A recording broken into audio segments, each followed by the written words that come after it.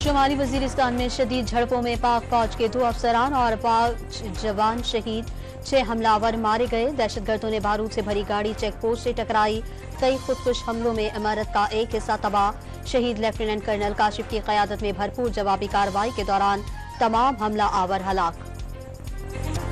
Governor Sindh Kamran Khan تیسوری اسلام آباد پہنچ گئے۔ پریس کانفرنس میں اہم اعلان متوقع۔ گورنر سندھ کامران خان تیسوری آئندہ کے لائحہ عمل کے متعلق گفتگو کریں گے۔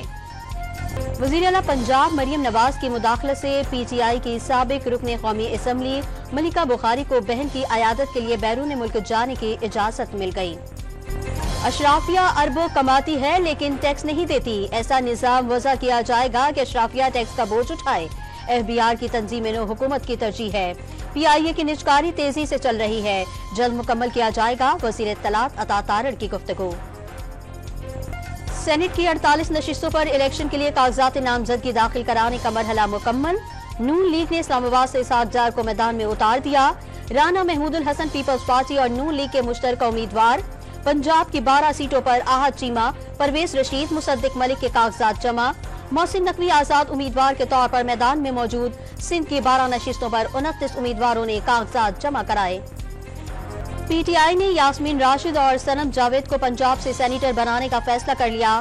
یاسمین راشد ٹیکنوکریٹ، صنم جاوید خواتین کی نشست پر امیدوار۔ پنجاب کی جنرل نشستوں پر حامد خان اور زلفی بخاری امیدوار۔ آئی ایم ایف سے مذاکرات کی کامیابی پر ملک میں مہنگائی کے نئے ریلے کا خدشہ، حکومت کو غیر مقبول فیصلے کرنا پڑیں گے۔ بجلی اور گیس کی قیمتوں میں اضافہ کرنا ہوگا۔ فرٹیلائزر شعبے پر سبسڈی کا خاتمہ ہوگا۔ نئے ٹیکس بھی لگیں گے، معاشی ماہرین کے تجزیے۔ اسرائیلی فوج کی بمباری سے 24 گھنٹے میں 64 فلسطینی شہید ہو گئے۔ اسرائیل اور حماس کے درمیان جنگ بندی کے لیے آج سے مذاکرات شروع ہونے کا امکان۔ اسرائیلی شہریوں کا وزیر اعظم کی رہائش گاہ اور وزارت دفاع کے باہر احتجاج۔ اور پی ایس ایل میں اسلام آباد یونائیٹڈ پشاور زلمی کو 5 وکٹوں سے شکست دے کر فائنل میں پہنچ گئی۔